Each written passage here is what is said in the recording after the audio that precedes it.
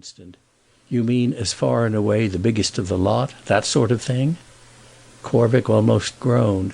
"Oh, I don't put them back to back that way. It's the infancy of art. But he gives me a pleasure so rare, the sense of—" he mused a little, "something or other." I wondered again. "The sense, pray, of what?" "My dear man, that's just what I want you to say." Even before he had banged the door I had begun, book in hand, to prepare myself to say it. I sat up with Vereker half the night.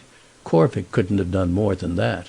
He was awfully clever, I stuck to that, but he wasn't a bit the biggest of the lot. I didn't allude to the lot, however. I flattered myself that I emerged on this occasion from the infancy of art.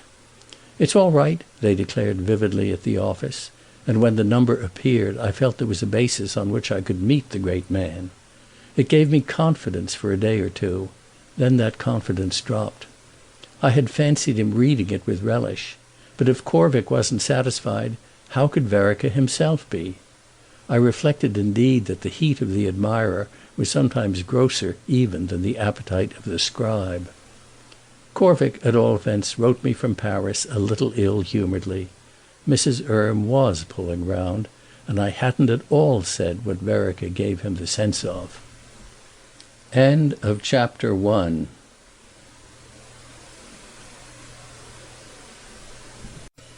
The Figure in the Carpet, by Henry James, Chapter 2.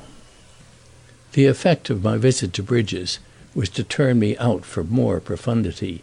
Hugh Vereker, as I saw him there, was of a contact so void of angles that I blushed for the poverty of imagination involved in my small precautions. If he was in spirits, it wasn't because he had read my review. In fact, on the Sunday morning I felt sure he hadn't read it, though the middle had been out 3 days, and bloomed, I assured myself, in the stiff garden of periodicals which gave one of the ormolu tables the air of a stand at a station. The impression he made on me personally was such that I wished him to read it, and I corrected to this end, with a surreptitious hand, what might be wanting in the careless conspicuity of the sheet. I'm afraid I even watched the result of my manoeuvre, but up to luncheon I watched in vain. When afterwards, in the course of our gregarious walk, I found myself for half an hour, not perhaps without another manoeuvre, at the great man's side, the result of his affability was a still livelier desire that he shouldn't remain in ignorance of the peculiar justice I had done him.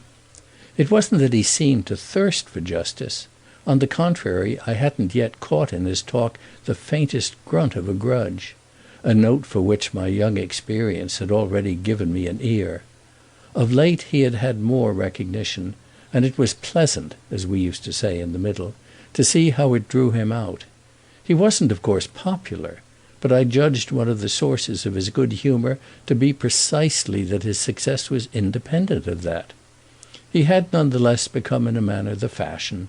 The critics at least had put on a spurt and caught up with him. We had found out at last how clever he was, and he had had to make the best of the loss of his mystery.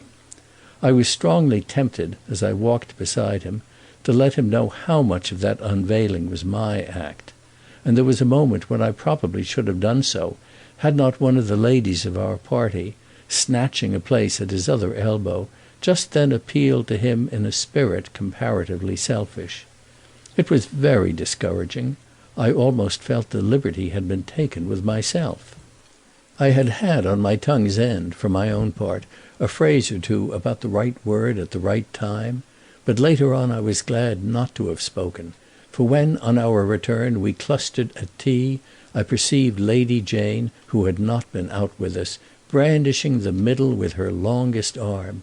She had taken it up at her leisure, she was delighted with what she had found, and I saw that, as a mistake in a man may often be a felicity in a woman, she would practically do for me what I hadn't been able to do for myself.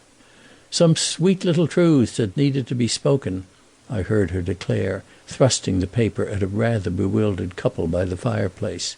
She grabbed it away from them again on the reappearance of Hugh Vereker, who after our walk had been upstairs to change something. "I know you don't